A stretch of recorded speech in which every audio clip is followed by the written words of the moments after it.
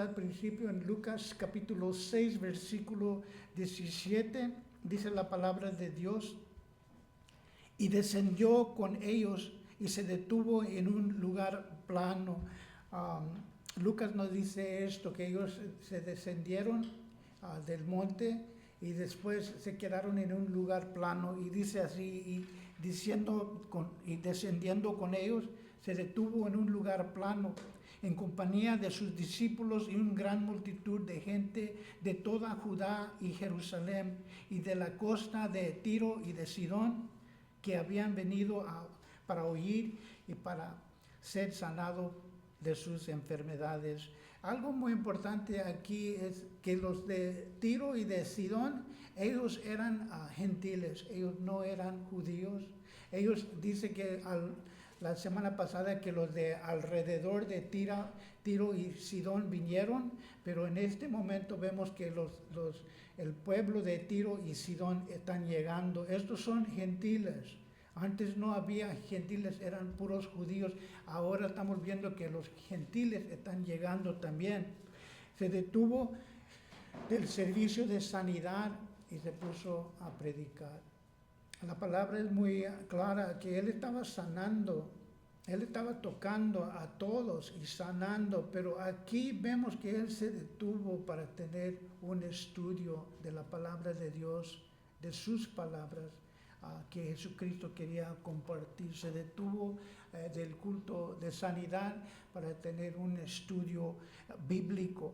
Los gentiles de Tiro y Sidón, lo importante que vemos aquí es que ellos llegaron, Tiro y Sidón, que habían venido para oír. No dicen que ellos primeramente vinieron, y es un detalle en la palabra de Dios que nosotros tenemos que ver, que ellos vinieron para primero oír. Ellos querían oír la esperanza, la misericordia que Jesucristo estaba compartiendo antes de la sanidad. Eso quiere decir mucho, que antes de venir con nuestro problema, queremos escuchar el Evangelio, y ellos vinieron como gentiles, no como los judíos, que ellos solamente vinieron para ser sanados. Ellos estaban escuchando también, pero Cristo toma una pausa en la sanidad y Él quiere compartir el Evangelio. Dice aquí que los de Tiro y de Sidón, que habían venido para oír y para ser sanados de sus enfermedades. El 19 dice así, dice, y toda la gente procuraban tocarlo. ¿Por qué? Toda la gente, ¿se acuerdan que ellos estaban alrededor de él? Ellos lo estaban impresionando y tenía que poner un barco fuera en el mar, si en caso que lo podían venir sobre él y lastimar a nuestro Señor. Entonces dice aquí, la gente procuraba tocarlo. ¿Por qué? ¿Por qué querían tocarlo? Ya sabemos, poder salía de él para sanar a todos. En este versículo veo que ellos querían tocar a Jesucristo. Ellos procuraban tocar a Jesucristo. ¿Por qué? Porque el poder de Dios salía de él. Y cuando yo me puse a pensar de esto, dije, también el poder de Dios sale de nosotros en el nombre de Jesús cuando nosotros estamos orando. Si nosotros queremos ministrar así como Jesucristo ministró a otras personas, primeramente para escuchar el Evangelio y para orar por ellos, poner manos sobre ellos para orar por ellos. Les he compartido hace mucho, yo estuve en una iglesia pequeña, y vino unos visitantes, y el esposo y la esposa estaban ahí, y yo no los conocía, pero el Espíritu Santo movió sobre mí, pon tu mano sobre ellos. No me acuerdo si era la hermana o el hermano, pon tu mano sobre ellos, ora por ellos para ser sanados. Era un milagro. Yo nomás escuché que el Espíritu Santo estaba moviendo mi corazón. Pon tu mano sobre ellos y ora. Y de obediencia lo hice. Y yo creo que en ese día fue dado un milagro de Dios, de obediencia a Dios, de lo que Él quería hacer. El poder, dice aquí la palabra de Dios, y toda la gente procuraba tocarlo. ¿Por qué? Porque poder salía de Él para sanar a todos.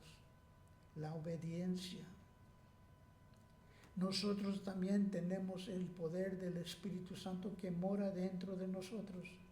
Les he dicho que el mismo Espíritu, escuchen, el mismo Espíritu que levantó, tenemos que pensar seriamente, el mismo Espíritu que levantó a Cristo de los muertos, ese Espíritu que levantó a Cristo de los muertos, Pablo dice, mora en ti.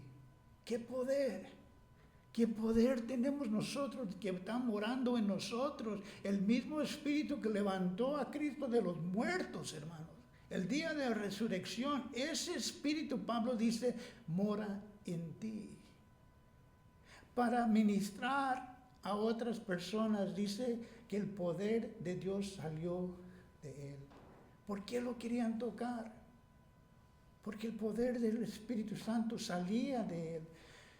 ¿Se acuerdan de la mujer que vino de atrás de Cristo y le tocó el manto?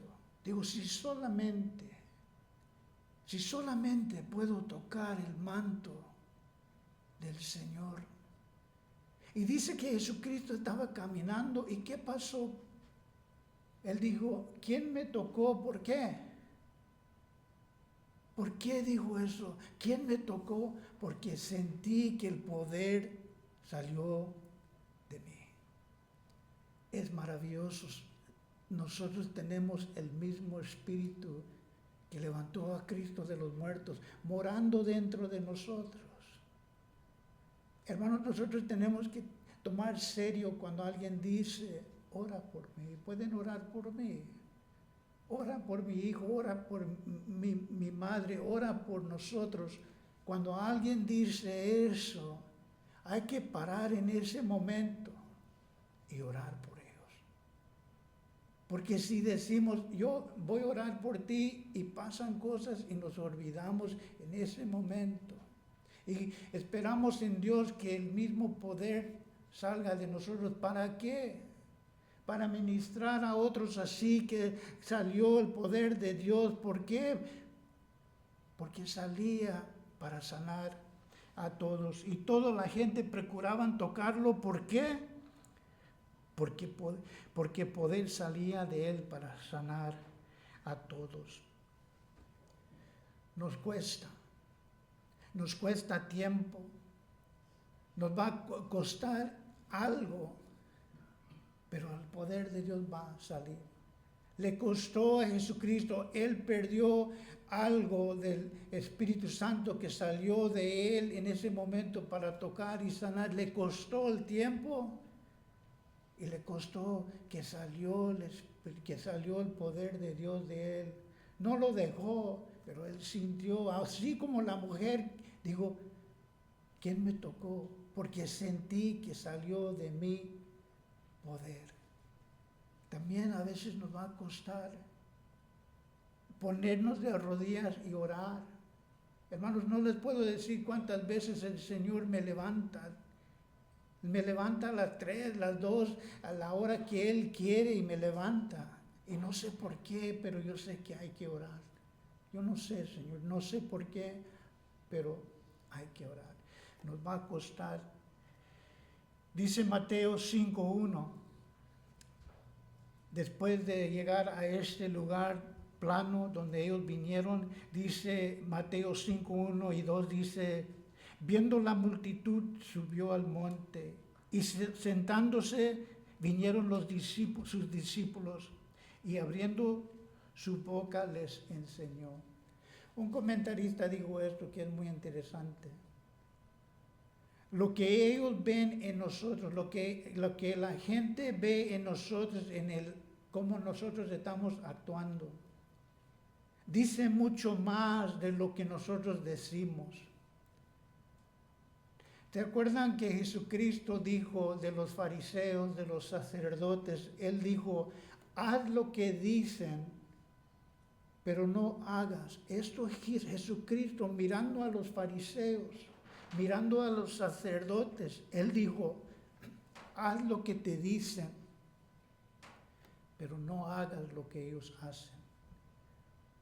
¿Se acuerdan que Jesucristo dijo, ellos están diciendo, pero no se están comportando como dice la palabra de Dios?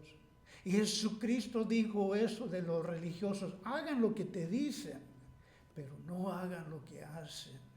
Porque las palabras y el acto son dos cosas diferentes. Debe de ser igual.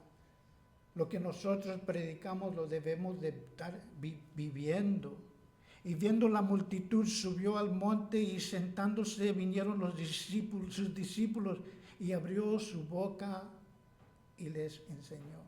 El comentarista dijo esto, que él no tenía que abrir su boca para ser un ejemplo, para dar un testimonio. Ellos nos están viendo. Ellos están viendo cómo nos comportamos. Pero en este momento dice, ¿por qué dice? Y abrió su boca para enseñarles. Porque en este tiempo Él abrió su boca. No solamente haz lo que ¿qué dijo Pablo? Pablo dijo, sígueme a mí, como yo sigo a Cristo. Eso dijo Pablo. Síganme a mí, y no digo yo, pero Pablo dijo, síganme a mí, como yo sigo a Cristo. Él estaba hablando del ejemplo de su vida. Él estaba hablando y viviendo lo que él creía, y abrió su boca y les enseñó la palabra de Dios en vivo. Jesucristo es la palabra de Dios en vivo. Exactamente lo que vieron y exactamente sus palabras que él hablaba eran del Padre. ¿Se acuerdan que les dije, el que me ha visto a mí, dijo Jesús? Felipe, el que me ha visto a mí, ha visto al Padre. Porque el Padre y yo somos uno, dice la palabra de Dios. Entonces vemos aquí que él hablaba, abrió su boca, y las palabras que él dice son exactamente las palabras de Dios mismo. En ese momento vamos a entrar en el Sermón del Monte. Y Jesucristo está hablando. Algo que yo nunca he visto, pero en el Sermón del Monte no se trata de salvación. El principio del mensaje del Sermón en el Monte no se trata de salvación. ¿Sabes de qué se trata? Del comportamiento de la iglesia, de cómo nosotros debemos de tratar a los hermanos, de cómo nosotros debemos de tener paciencia para otros.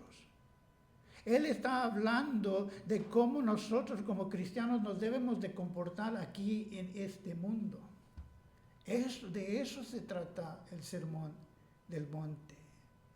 Dice aquí la palabra de Dios que no se habla. Él abrió su boca para enseñarles diciendo esto: bienaventurados los pobres en espíritu, porque de ellos es el reino de Dios. Diciendo cómo nosotros viviremos.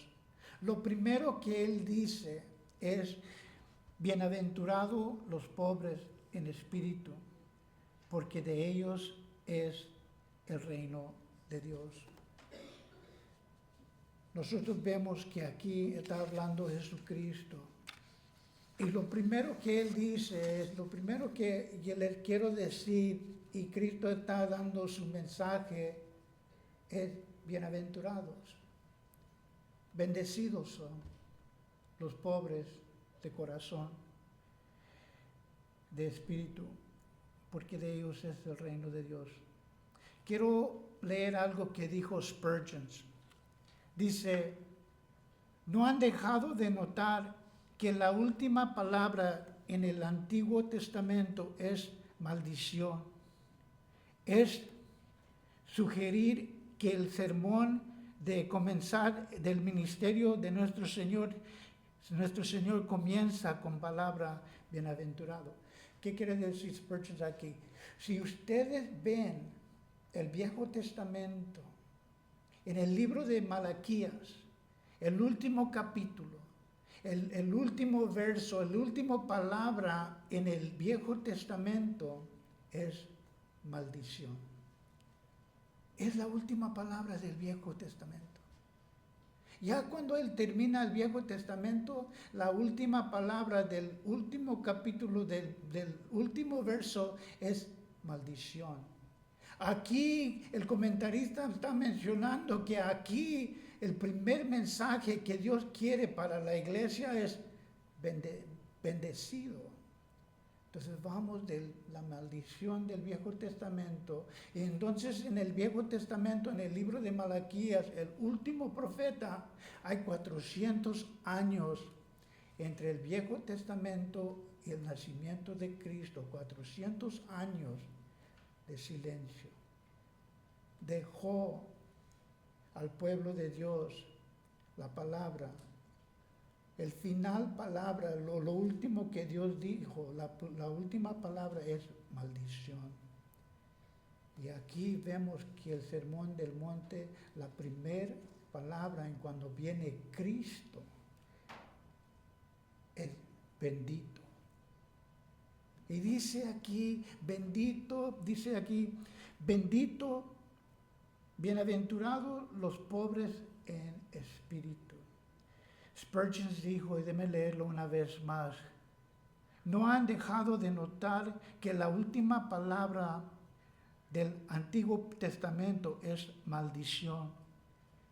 Es sugerido que el sermón de comienzo del ministerio de nuestro Señor Jesucristo comienza con la palabra bienaventurado. ¿De qué está hablando Spurgeon? Déme leerles el último verso de Malaquías. Dice así, Malaquías 4:6, el último capítulo. Dice así, Él hará volver el corazón de los padres hacia los hijos, y el corazón de los hijos hacia a los padres. Esto es la voluntad de Dios. Que los padres una vez más vengan con sus hijos y los hijos vengan a su padre, y hará volver el corazón de los padres hacia los hijos y el corazón de los hijos hacia los padres. No sea que yo venga y hiere la tierra con maldición. Y termina el Viejo Testamento con esperanzas de Cristo y lo que Él quiere hacer y lo que Él está haciendo y lo que Él hizo, a unir en amor de Cristo, perdón, al Padre, al Hijo, al Padre. Entonces dice esto, no será que yo venga y hiere la tierra con maldición. ¿Qué es eso? La rebeldía. La voluntad de Dios y el mundo. Hay una diferencia. Cuando viene Cristo, ¿qué es lo primero que Él está enseñando? Que somos bendecidos. ¿Quién son bendecidos? Dice aquí la palabra de Dios, bienaventurados los pobres en espíritu, porque de ellos es el reino de Dios. Él dice algo que es muy interesante, lo dice en el presente. Bienaventurados los pobres de corazón. Él no dijo no dijo la palabra de Dios, no dijo Cristo, serán bendecidos en ese día. Él dice, hoy. Bienaventurados los pobres de corazón. Hoy día, ahorita, dice la palabra de Dios. Disculpa.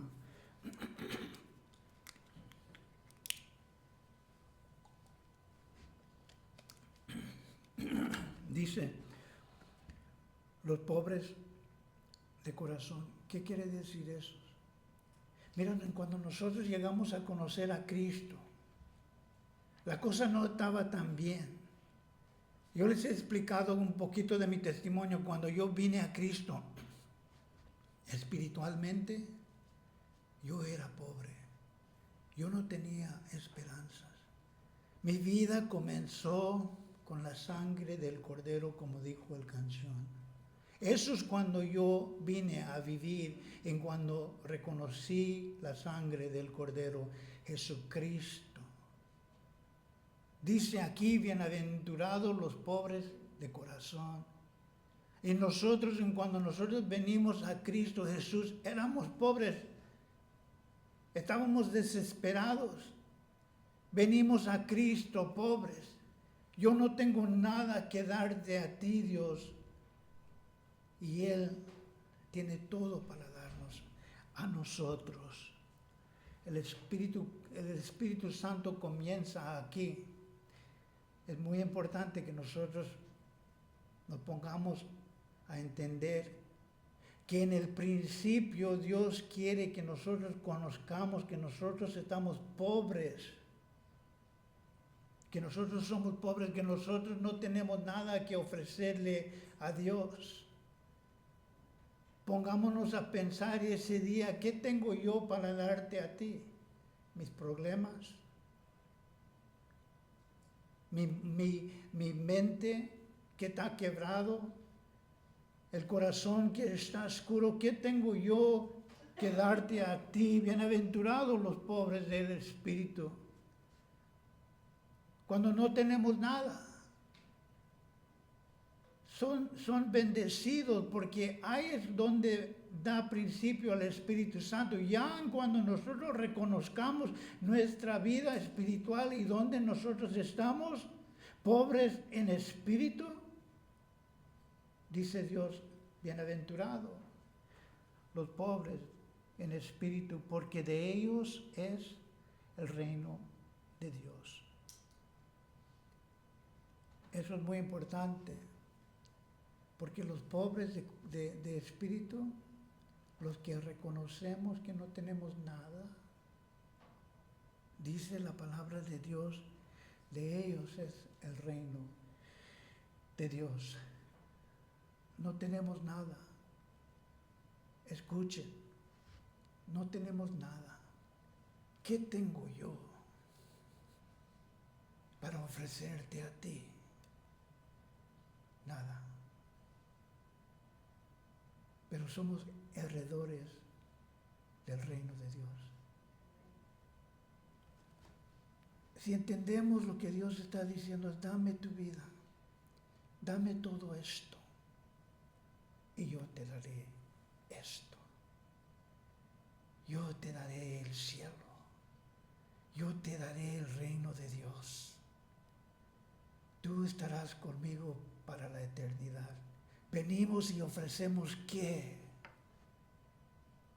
Dice aquí la palabra de Dios, bienaventurados los pobres en espíritu, porque de ellos es el reino de los cielos. Y nosotros venimos a Cristo. Así como nosotros estamos pobres en espíritu.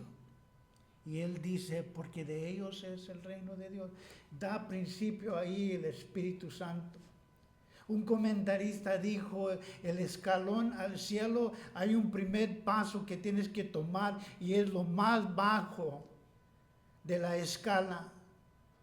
Cristo lo puso muy cerca y dice, no va a tomar mucho tiempo para subir la primera escala al cielo. Lo primero es confesar, soy pobre, no tengo nada.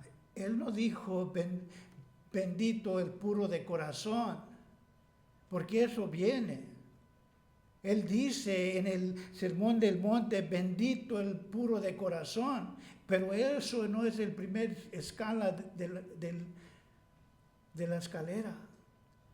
El primer escala es el de pobres de espíritu.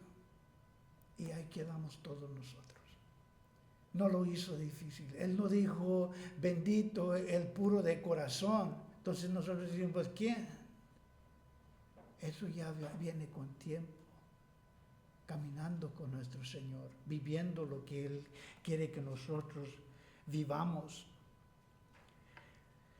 Dueños de nada, heredores de todo. Eso lo es. Eso dijo un comentarista. ¿Nosotros somos dueños de qué? Nosotros estamos viendo las noticias. Yo estaba hablando con mi esposa en la mañana. ¿Se imaginan la cocina de aquellas casas? ¿Se imaginan esas casas que se quemaron?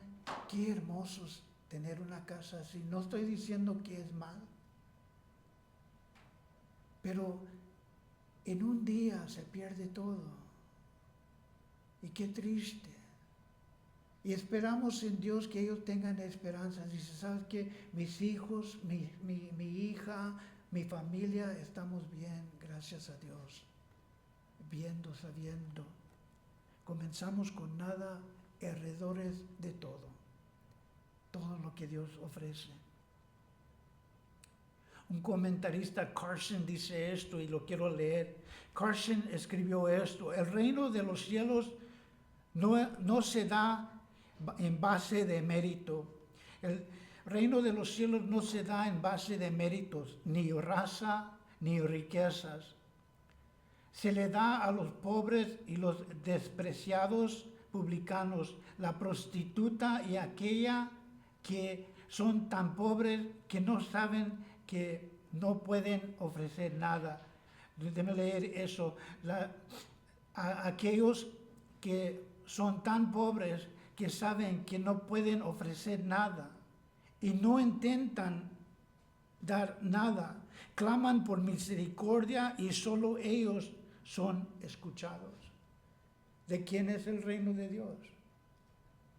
No podemos ofrecer nada y ni intentamos. ¿Qué podemos dar? El comentarista dice, de ellos es el reino de Dios.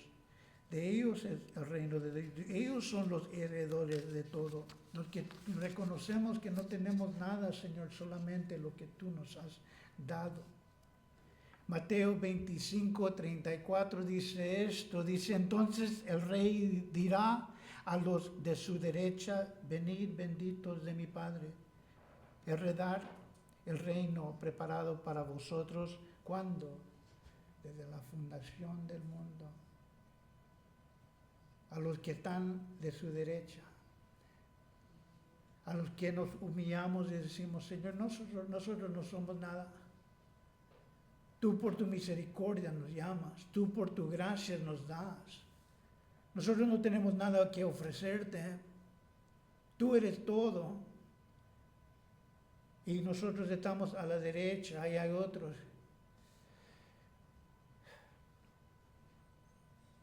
Hay unos que perdieron todo en esta semana. En el día final, en cuando viene el juicio de Dios, hay personas que van a maldecir a Dios, que van a levantar sus manos y maldecir a Dios. Pero no nosotros. Nosotros nos humillamos y levantamos nuestra mano, sabiendo que nosotros no somos nada y tú eres todo. Y lo que tenemos nosotros es por la gracia y la misericordia que tú has tenido sobre nosotros. Esos son los que están a la mano derecha de Cristo. Pero hay unos que no aceptan, que maldicen a Dios por todo lo que pasa en sus vidas. Ellos están maldiciendo a Dios. No era el culpa de Dios que todo esto pasó. El hombre tenía algo que ver. Entonces el rey dirá a los de su derecha, venid benditos de mi Padre, heredores del reino preparado para vosotros desde la fundación de la fundación del mundo. Esto es lo que yo quiero para ustedes. Desde la fundación, desde Adán y Eva, esto es lo que yo quise por ustedes. Vengan. Esto es desde la fundación del mundo. Esto es lo que yo he querido para ustedes. Venir a mi reino. Entonces el rey dirá a los que de su derecho, venid benditos de mi Padre, heredores del reino preparado para vosotros desde la fundación del mundo.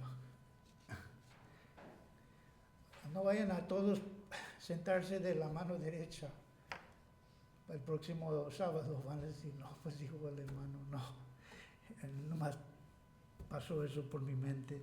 El 4 dice esto, bienaventurados los que lloran, porque ellos recibirán consuelo. Nadie llora si no está pasando por un tiempo de pobreza, emocionalmente. Dice aquí la palabra de Dios, dice, bienaventurados los que lloran, porque ellos recibirán consuelo. Y cuando él está diciendo esta palabra en el griego, quiere decir esta palabra llorar, como alguien que ha perdido a alguien querido. Alguien que yo tuve un funerario el viernes, uno que pierde a alguien que ama. Eso es el llorar aquí. Esto es uno que amaba a una persona y lo ha perdido. Y cuando yo pensé a preparar el mensaje, llegué a esto y dije, ¿por qué dice en el griego como uno que ha dejado o ha perdido a alguien que ama mucho? Y me puse a pensar de esto y digo, ¿qué pasó con ese niño tan inocente? ¿Qué pasó con esa muchacha tan inocente? Algo perdió. Ese muchachito de inocencias, algo perdió. Y nosotros decimos, ¿cómo hemos llegado a este lugar? Dice la palabra de Dios, bienaventurados los que lloran o ellos están pasando por un dolor como ha perdido a alguien quien ama. ¿Qué pasó? Yo pienso en mí y digo, ojalá, ellos dicen, ¿qué testimonio tan fuerte tienes tú, pastor? Tú hiciste todas estas cosas y Dios te libró. ¿Qué testimonio tan grande? Y yo digo, ojalá que yo nunca dejara la inocencia y no hacer todas estas cosas. Un testimonio mejor es, yo nunca hice estas cosas, yo siempre he caminado con el Señor. ¿Cuántos de nosotros deseamos esto? Pero aquí dice, bienaventurados los que lloran, porque ellos recibirán consuelo. Ellos recibirán consuelo. Ese hombre, esa mujer que llora porque ha perdido a alguien o algo. Y dice, no te preocupes, yo tengo consuelo para ti. El consuelo que el Señor ha traído a cada uno de nosotros. Después de perder la inocencia, Dios nos trae consuelo.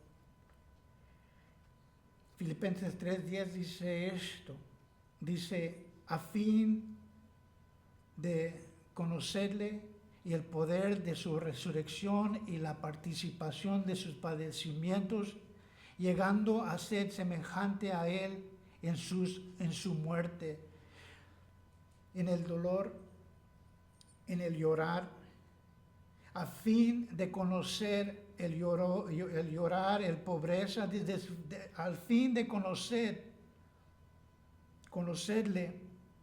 el poder de su resurrección y donde estamos hoy. pobres, llorando, porque perdimos algo y Dios nos consuela. Y nosotros conocemos qué es, y esto es lo que dice la palabra de Dios aquí, y nosotros hemos conocido la resurrección de Cristo. ¿Quién yo era? Y la resurrección de Cristo. Yo siempre he dicho esto, como muchos de mis amigos. Yo estuviera hoy día en el cárcel, o en la calle, o en la prisión, muerto. ¿Dónde estaré yo? ¿Dónde estaré yo? Si no vino Cristo a salvarme, a buscar y salvar lo que se había perdido. Muerto, en prisión, homeless, drogadicto. ¿Dónde estaré yo? Ahí yo iba. Pero yo conocí la resurrección de Cristo en cuando yo estuve aquí. Así nosotros, cada uno de nosotros, venimos a conocer la resurrección de Cristo, como dice Filipenses 3:10. Al fin de conocerle y el poder de su resurrección y la participación de su padecimiento, llegando a ser semejante a él en su muerte, dejando estas cosas y viviendo para Cristo. Dios permite el dolor. Dios permite la pobreza, porque es el primer escala. Y viene el Espíritu Santo y nos levanta y nos consuela. Dios permite el dolor. ¿Entienden esto? Pues esto es mi destino. Yo pude decir eso. Mi destino es llegar al cárcel. Mi destino es, yo ya estoy perdido. No hay esperanza para ti. Algunos me dijeron, Alex, para ti no hay esperanzas. Pero yo vine a reconocer la resurrección de Cristo. Mi esperanza es Cristo. El padecimiento y ser semejante a Él en la muerte. Dios permite a veces nosotros pasar por dolores, pero no es mi destino. Cuando nosotros no podemos decir y nadie puede decir, pues es mi destino. Este es mi destino. No, eso es un camino que nosotros estamos pasando. Escuchen, porque voy a terminar con esto. Eso no es tu destino. Eso es un camino que te va a traer aquí para reconocer, yo no soy nadie. Yo necesito a Cristo. Llorar y decir, ¿qué pasó con ese joven de inocencia? ¿Qué pasó con esa muchachita de inocencia? ¿Qué pasó? Y ese camino nos trae a este primer escalón, confesar, yo soy pobre. Y Dios dice, para usted es el reino de Dios, para usted es preparado el reino de Dios, para usted recibirás consuelo. ¿Quién? Los pobres de corazón, los pobres de espíritu, los que lloran, dice la palabra de Dios. Bienaventurados los que lloran, porque ellos recibirán consuelo. Pero lo primero que tenemos que hacer es venir a Cristo. Él quiere tu vida. Él quiere donde tú estás. Él quiere que tú vengas y reconozcamos, no tengo nada para ofrecerte. Y Él dice, yo tengo todo para ti. No depende en las palabras, no depende en las obras, depende en la fe que nosotros tenemos en Cristo, lo que Él hizo. Él está diciendo cómo vivir a ese lugar. Si estamos llorando por nuestros hijos, nuestras hijas, recibiremos consuelo de Él. Voy a pedir que se pongan de pie.